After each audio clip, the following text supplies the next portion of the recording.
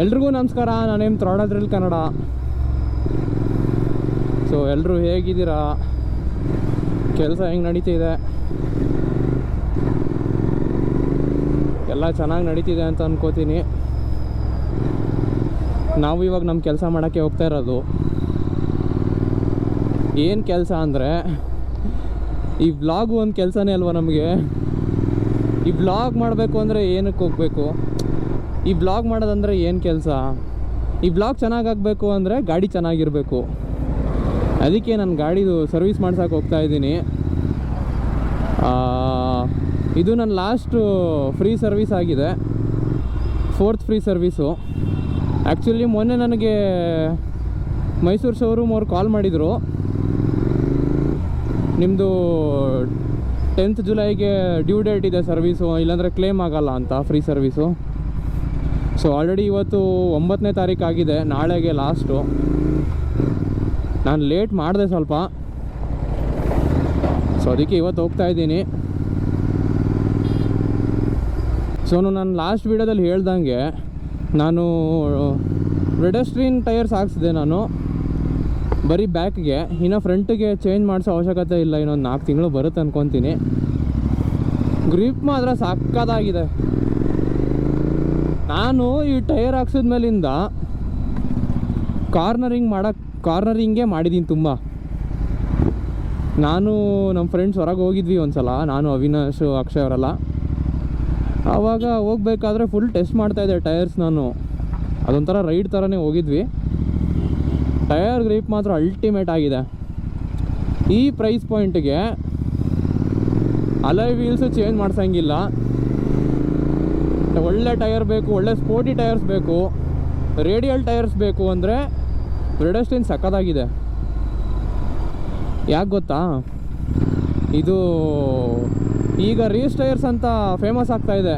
ರೀಸ್ tyres ಇವಾಗ just launch ಆಗಿರೋದು. ಎಲ್ಲರೂ ಅದನ್ನ ಹಾಕ್ಸ್ತಾ ಇದ್ದಾರೆ GT ಇಂಟರ್ಸೆಪ್ಟರ್ಗೆಲ್ಲ. ಏನಂದರೆ ಆ ಥ್ರೆಡ್ಸ್ ನೋಡ್ಬಿಟ್ಟು ಹಾಕ್ಸ್ಬಿಡ್ತೀರಾ ನೀವು, ಚೆನ್ನಾಗಿದೆ, ಲುಕ್ಸ್ ಚೆನ್ನಾಗಿ ಕಾಣ್ತಿದೆ ಅಂದ್ಬಿಟ್ಟು. ಆ ಥರ ಯಾವತ್ತೂ ಮಾಡೋಕ್ಕೆ ಹೋಗಬೇಡಿ. ಯಾಕಂದರೆ ಅವೆಲ್ಲ ಆಫ್ ರೋಡ್ ಪರ್ಪಸ್ಗೆ ಇರೋದು ಟೈರ್ಸು. ಅವೆಲ್ಲ ನಿಮಗೆ ಮಳೆ ಬಂದರೆ ಅಥವಾ ಸ್ಟ್ರೇಟ್ ರೋಡ್ಗೆ ಅವೆಲ್ಲ ಸ್ಟೆಬಿಲಿಟಿನೇ ಇರೋಲ್ಲ. ನಾನು ರೆಡಸ್ಟ್ರೀನಲ್ಲೇ 170-175 ಹೊಡೆದಿದ್ದೀನಿ. ನನಗೆ ಇದುವರೆಗೂ ಒಂದು ಸಲನೂ ವಾಬಲ್ ಆಗಿಲ್ಲ. ಪಂಚರ್ ಆಗಿದ್ಕೊಂಡೇ ಹೊಡೆದಿದ್ದೀನಿ ನಾನು. ನನಗೆ ಗೊತ್ತಿಲ್ಲ, ನಾನು ಬೇಕಂತ ಮಾಡಿಲ್ಲ. ಆದರೂ ರೆಡಸ್ಟ್ರೀನ್ ಟೈರ್ ನನಗೆಲ್ಲೂ ನನಗೆ ಕೈ ಕೊಟ್ಟಿಲ್ಲ.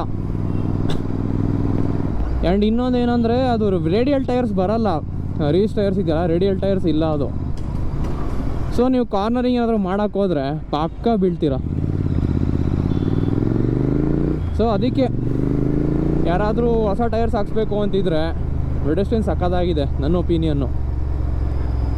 ಇನ್ನೇನು ಸರ್ವಿಸ್ ಸೆಂಟ್ರು ಹತ್ರ ಬಂತು. ನಾನು ನಿಮಗೆ ಒಳಗಡೆ ಏನೇನು ಮಾಡಿಸ್ತಾರೆ ಅದೆಲ್ಲ ತೋರ್ಸೋಕ್ಕಾಗಲ್ಲ, ಯಾಕಂದರೆ ಅದು ರೆಕಾರ್ಡ್ ಮಾಡೋಕ್ಕೆ ಪರ್ಮಿಷನ್ ಇಲ್ಲ.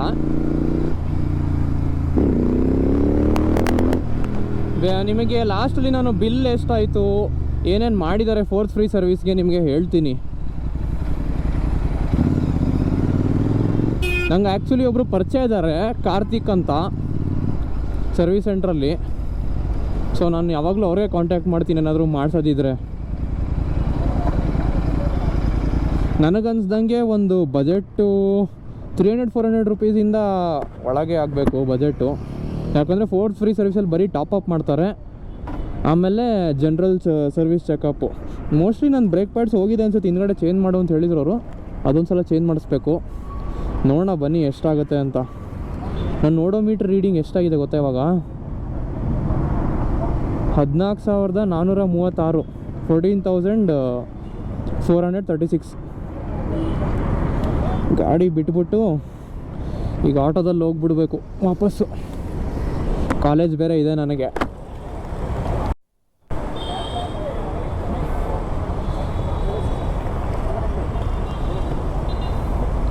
ಸರ್, ಇದು 4th ಫ್ರೀ ಸರ್ವಿಸ್ ಮಾಡಿಸ್ಬೇಕಿತ್ತು.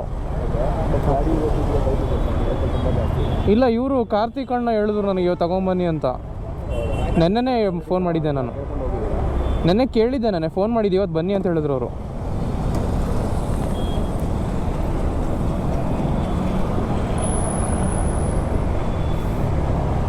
ಚೆಕ್ ಮಾಡ್ತಾಯಿದ್ದಾರೆ ಬ್ರೇಕ್ ಪ್ಯಾಡ್ಸ್ ಎಲ್ಲ ಸರಿಗಿದೆಯಾ ಅಂತ. ಯಾವುದು ಫ್ರಂಟಾ? ಹಿಂದ್ಗಡೆ ಕರೆಕ್ಟಾಗಿದೆಯಾ? ಆಯಿಲ್ ಚೇಂಜ್ ಎಲ್ಲ ಆಯಿಲ್ ಟಾಪ್ ಅಪ್ಪು ಮತ್ತು consumables, chain lubrication, wheel balancing, front brake pad ಮತ್ತು ನಾರ್ಮಲ್ ಪಾಲಿಶ್ ಎಲ್ಲ ಸೇರಿ ಅಪ್ರಾಕ್ಸಿಮೇಟಿಂಗ್ ಒಂದು 3500 rupees ಆಗುತ್ತೆ.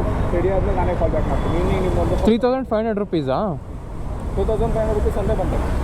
ಬ್ರೇಕ್ ಪ್ಯಾಡ್ ಒಂದೇ ಬಂತು, 2000 ಅದೇ ಬಂತು. ಇನ್ವೆಂಟ್ ಫೋರ್ಸ್ ಆಗಿಟ್ಟು ಕನ್ಸ್ಯೂಮೇಬಲ್ಸು, ಚೈನ್ ಲೂಬು ಮತ್ತು ನಾರ್ಮಲ್ ಪಾಲಿಶು ಎಲ್ಲ ಸೇರಿ ಹೇಳ್ತೀವಿ.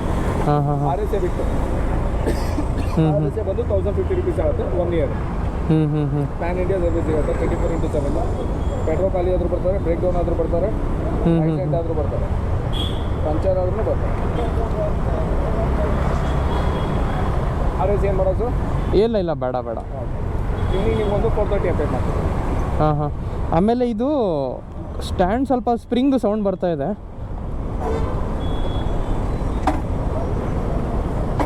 ಸ್ಪ್ರಿಂಗ್ ಸೌಂಡ್ ಬರ್ತಿದೆ ನೋಡಿ, ಅದು ಚೆಕಪ್ ಮಾಡಿ ಸ್ವಲ್ಪ.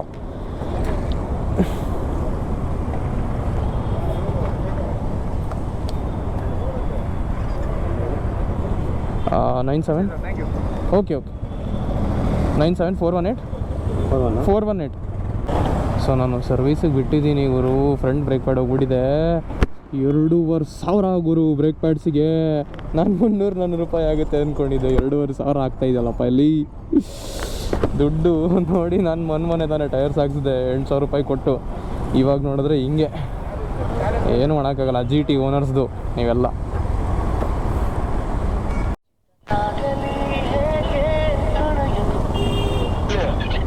ಬ್ರೋ ಗಾಡಿನ ಸರ್ವಿಸಿಗೆ ಬಿಟ್ಟಿದ್ದೀನಿ ಈಗ ಜಸ್ಟು. ನಾನು ಇವಾಗ ಹೊರಗೆ ನಿಂತಿದ್ದೀನಿ ಇಲ್ಲೇ.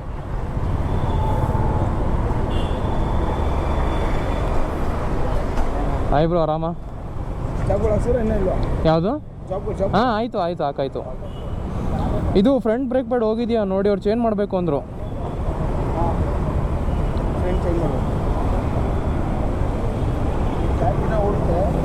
ಹಾಂ ಮತ್ತು ಸ್ಟ್ಯಾಂಡು ಹಾಕ್ಬೇಕಾದ್ರೆ ತೆಗಿಬೇಕಾದ್ರೆ ಸೌಂಡ್ ಬರುತ್ತೆ ಸ್ಪ್ರಿಂಗ್ದು, ಅದು ಚೆಕ್ ಮಾಡಿ ಒಂದ್ಸಲ. ನಾನು ಎಲ್ಲಿ 200-300 ರೂಪಾಯಲ್ಲಿ ಕೆಲಸ ಆಗುತ್ತೆ ಅಂದ್ಕೊಂಡೆ, ಬ್ರೇಕ್ ಪ್ಯಾಡ್ಸ್ ಬೇರೆ ಹೋಗಿದೆಯಲ್ಲ. ಅದೇ 2500. ಹಾಂ ಹೇಳಿದ್ರು.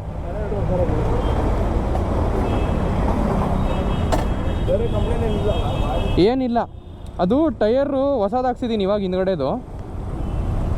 ಅದಕ್ಕೇನೋ ಒಂದು ಇದು ಹಾಕಿದ್ದಾರೆ ನೋಡಿ ಸ್ಟಿಕ್ಕರಲ್ಲಿ, ಅಲೈನ್ಮೆಂಟ್ ಅಂತ. ಅದಿರಲೇಬೇಕಾ ಅದು? ಹಾಂ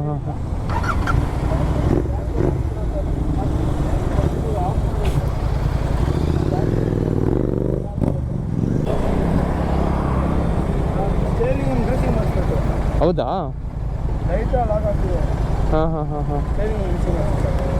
ಸರಿ ಬ್ರೋ. ಹಾಂ ಇವರು ಅರವಿಂದ್ ಅವ್ರ ಹತ್ರ ಇದು ಸ್ಟೇರಿಂಗ್ ಗ್ರೀಸಿಂಗ್ ಬರ್ಬಿಡು ಜಾಬ್ ಕಡೆ ಹಂಗೆ ಇಂಟು ಅಂತೀಯಲ್ಲ, ನಾನು ನೋಡಿದ್ರೆ ನಾನು ಹೇಳ್ತೀನಿ ಬರೀತೀನಿ ಮೇಡಮ್. ಲೈಟಲ್ಲಿ ಲಾಕ್ ಆಗ್ತಿದೆ, ಗ್ರೀಸಿಂಗ್ ಮಾಡ್ತೀನಿ.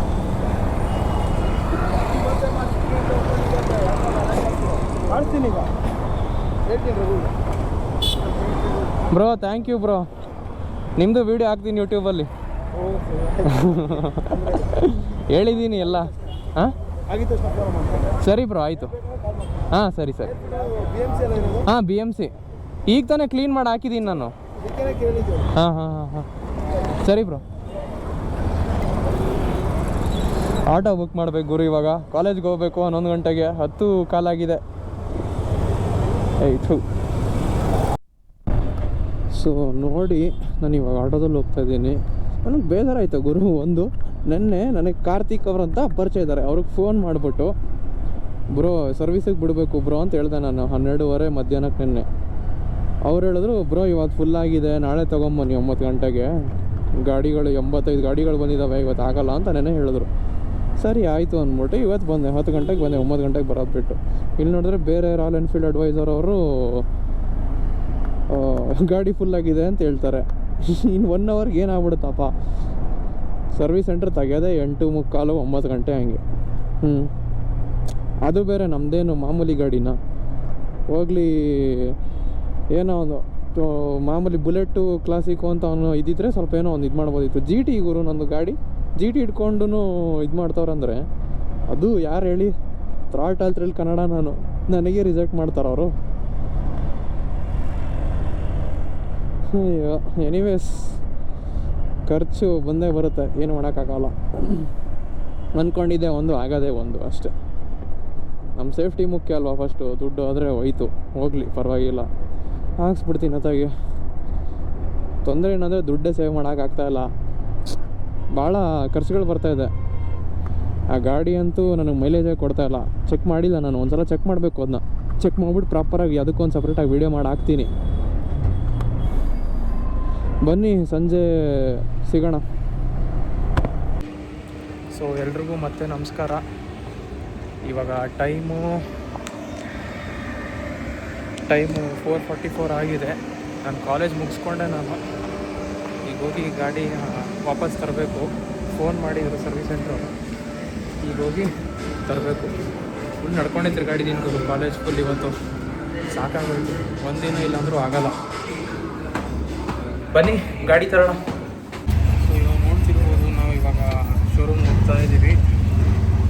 ಸೊ ಅದೇ ಅವ್ರು ಹೇಳ್ತಾಯಿದ್ರು ಬ್ರೇಕ್ ಪ್ಯಾಡ್ ಸಿಗಲಿಲ್ಲ, ಬ್ರೇಕ್ ಪ್ಯಾಡ್ ಸ್ಟಾಕ್ ಇರಲಿಲ್ಲ. ಸೊ ಹಂಗೆ ಮಾಮೂಲಿ ಫೋನ್ ಸೆಟ್ ಗ್ರೀಸಿಂಗು, ಆಮೇಲೆ ಮಾಮೂಲಿ ಇದು ಮಾಡಿದ್ದಾರೆ, ಇಂಜಿನ್ ಆಯಿಲ್ ಟಾಪ್ ಅಪ್ ಮಾಡಿದ್ದಾರೆ. ಬ್ರೇಕ್ ಪ್ಯಾಡ್ ಚೇಂಜ್ ಮಾಡಿಲ್ಲ. ಮತ್ತೆ ಯಾವಾಗಾದ್ರೂ ಹೋಗಿ ಚೇಂಜ್ ಮಾಡಿಸ್ಬೇಕು. ಸ್ಟಾಕ್ ನಾವೇ ತೊಗೊಬಂದು ಕೊಡಬೇಕು ಅಥವಾ ಇನ್ನೂ ಕಾಯಬೇಕು, ನೋಡೋಣ ಬನ್ನಿ ಹೇಳ್ತಾರೆ.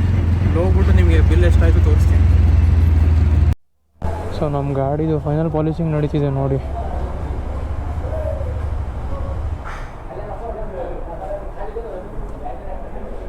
क्या पॉलिश किया भैया? किधर किधर किधर किया पूरा?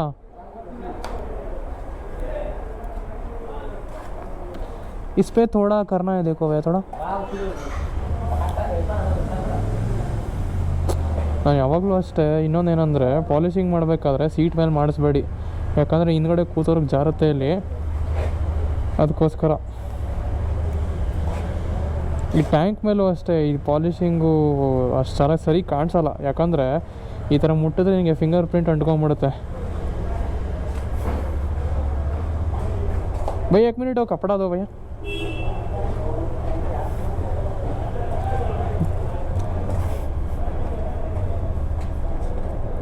ನಾನೇ ಮಾಡಬೇಕು. ಹಾಂ, ಕೆಲಸ ಪರ್ಫೆಕ್ಷನ್ ಇಲ್ಲ ಅವ್ರ ಕೆಲಸದಲ್ಲಿ ಇವ್ರಿಗೆ. ಸೊ ಆಗಿದೆ, ಬನ್ನಿ ಕಾರ್ತಿಕ್ ಅವ್ರಿಗೆ ಹೇಳ್ಬಿಟ್ಟು ಹೊರಡೋಣ.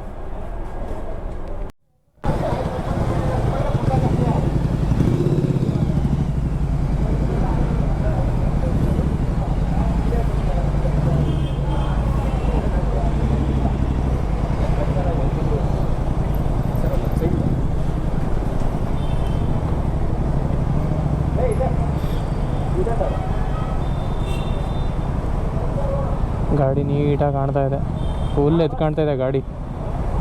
ಇಲ್ಲ ಕ್ಯಾಮ್ರಾ ಮಾತಾಡ್ತಾ ಇದೆ. ಒಂದು ಸೈನ್ ಹಾಕ್ಬಿಟ್ಟು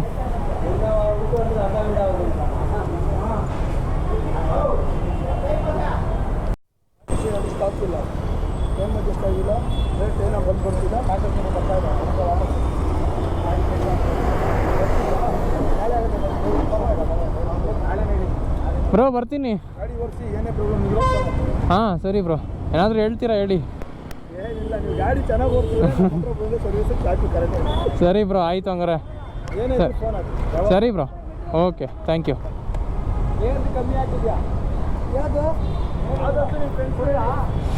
ಅಯ್ಯೋ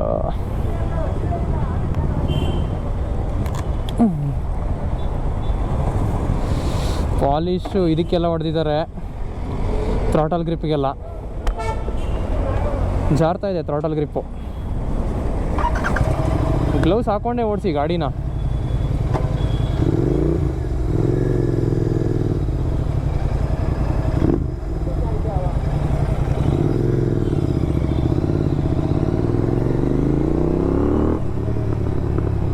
ನಮ್ಮ ಗಾಡಿ ಸರ್ವಿಸಿಂಗ್ ಎಲ್ಲ ಆಯಿತು. ಇದ್ರ ಎಸ್ಟಿಮೇಷನ್ ಎಷ್ಟಾಯಿತು ಅಂತ ಹೇಳ್ತೀನಿ ಬನ್ನಿ.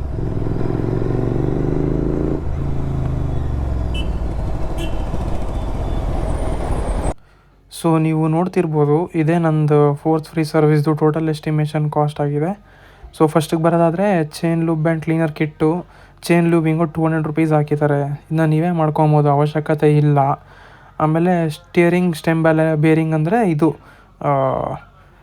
ಬಾಲ್ ಬೇರಿಂಗ್ಸ್ ಇರುತ್ತಲ್ಲ ಸ್ಟೇರಿಂಗ್ದು, ಅದನ್ನ ಗ್ರೀಸ್ ಮಾಡ್ತಾರೆ. ಇಯರ್ಲಿ ಒನ್ಸ್ ಮಾಡಿಸ್ಬೇಕು ಅಂತ ಹೇಳಿದ್ರು, ಅದಕ್ಕೆ ಮಾಡಿಸ್ಬಿಟ್ಟೆ ಹೋದ್ರೋಗ್ಲಿ ಅಂತ 991 ರುಪೀಸ್ ಹಾಕಿದ್ದಾರೆ.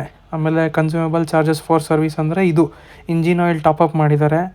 ಇಂಜಿನ್ ಆಯಿಲ್ನ ಚೇಂಜ್ ಮಾಡಿಸ್ಲಿಲ್ಲ. ವೆಹಿಕಲ್ ಪಾಲಿಷಿಂಗ್ 141 ರುಪೀಸ್ ಹಾಕಿದ್ದಾರೆ. ನೀವೇ ಮಾಡ್ಕೊಳ್ಳಿ, ಅವ್ರು ನೀಟಾಗಿ ಮಾಡಲ್ಲ, ನೀವೇ ನೋಡೋದಲ್ಲ ವೀಡಿಯೋದಲ್ಲಿ. ಬೋತ್ ವೀಲ್ ಟ್ರೂಯಿಂಗ್ ಅಂತೆ, ವೀಲ್ ಅಲೈನ್ಮೆಂಟು. ಇದು ವೀಲ್ ಅಲೈನ್ಮೆಂಟು ನಾನು ಮಾಡಿಸಿದ್ದೆ ಟೈರ್ ಹಾಕ್ಸ್ದಾಗಲೇ. ಈ ಸುಮ್ಮನೆ ವೀಲ್ ಅಲೈನ್ಮೆಂಟ್ ಹೆಸರಲ್ಲಿ ಎಕ್ಸ್ಟ್ರಾ ಚಾರ್ಜಸ್ ಹಾಕಿದ್ದಾರೆ. ನಾನು ಅವ್ರಿಗೆ ಹೇಳಿದೆ ರಿಮೂವ್ ಮಾಡೋಕ್ಕೆ, ಅವ್ರು ರಿಮೂವ್ ಮಾಡದೆ ಕಡಿಮೆ ಮಾಡಿದ್ದಾರೆ. ನಾನು ಅವ್ರ ಹತ್ರ ಜಗಳಾಡೋಕ್ಕಾಗಲಿಲ್ಲ, ಹೋಗ್ಲಿ ಅಂತ ಕೊಟ್ಬಿಟ್ಟು ಬಂದಿದ್ದೀನಿ. ಆಮೇಲೆ ಇದೇನು ಇದು HSN ಕೋಡ್ ಅಂತೆ, ವ್ಯಾಲ್ಯೂ 169 ರುಪೀಸ್ ಹಾಕಿದ್ದಾರೆ. ಇದು 200 ರುಪೀಸ್ ಆಗಿದೆ ಟೋಟಲ್ಲು. ಸೊ ಟೋಟಲ್ ಬಿಲ್ ಬಂದು 1922 ರುಪೀಸ್ ಆಗಿದೆ. ಸೊ ನೀವು ಮಾಮೂಲಿ ಸರ್ವಿಸ್ ಮಾಡಿಸಿದ್ರೆ 4th ಫ್ರೀ ಸರ್ವಿಸು 300-400 ಒಳಗೆ ಆಗುತ್ತೆ. ನಮ್ಮ ಸ್ಟಾರ್ಟಿಂಗಲ್ಲೇ ಹೇಳ್ದಾಗಲೇ ಇಷ್ಟೊಂದೆಲ್ಲ ಆಗಲ್ಲ. ಸೊ ನೋಡಿ, ಇದೇ ನನ್ನ ರಿವ್ಯೂ ಅಷ್ಟೊಂದು ಚೆನ್ನಾಗಿಲ್ಲ ಆ್ಯಸಿಲ್ ರೇಟ್ ಮೋಟರ್ಸಲ್ಲಿ, RR ನಗರು. ಕಮೆಂಟಲ್ಲಿ ತಿಳಿಸಿ ನಿಮ್ಗೆ ಏನು ಅನಿಸುತ್ತೆ. ಸೊ ಇವತ್ತಿನ ಬ್ಲಾಗ್ ಇಷ್ಟೇ. ವಿಡಿಯೋ ನಿಮ್ಗೆ ಏನಾದರೂ ಇಷ್ಟ ಆದರೆ, ಇನ್ಫಾರ್ಮೇಟಿವ್ ಅನ್ಸಿದ್ರೆ ಲೈಕ್ ಮಾಡಿ, ಶೇರ್ ಮಾಡಿ, ಸಬ್ಸ್ಕ್ರೈಬ್ ಮಾಡಿ. ಇದೇ ಥರ ನಿಮಗೆ ವೀಡಿಯೋಸ್ನ ಮಾಡಿ ಇನ್ಫಾರ್ಮೇಷನ್ನ ಶೇರ್ ಮಾಡ್ತಾ ಇರ್ತೀನಿ. ಸೊ ಮುಂದಿನ ವೀಡಿಯೋದಲ್ಲಿ ಸಿಗೋಣ. ಅಲ್ಲಿವರೆಗೂ ಬಾಯ್.